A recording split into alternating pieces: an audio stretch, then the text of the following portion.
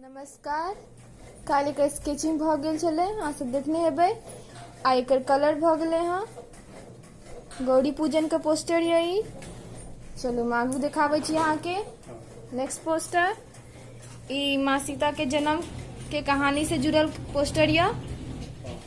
जे जनक जी जे हल चलाबै छथिन ओकर एक स्केचिंग भ गेल छै।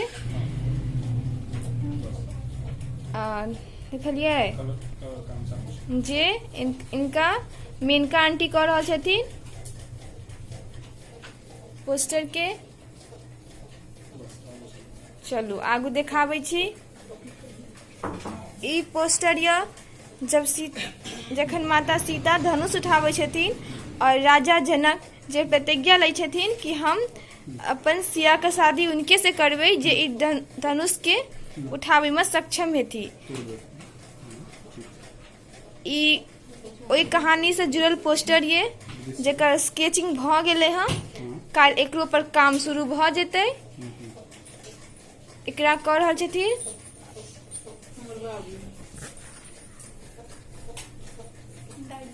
अरुण कुमार कर्ण। देखलिए। चलू काल जे स्केचिंग भेल छै तकरा अच्छा से दिखा दै छी कि कते सुंदर काम भेले हैं। जिनका अद्भुत कलाकारी पे भेले हैं जे केलखिन है रागिनी चौधरी।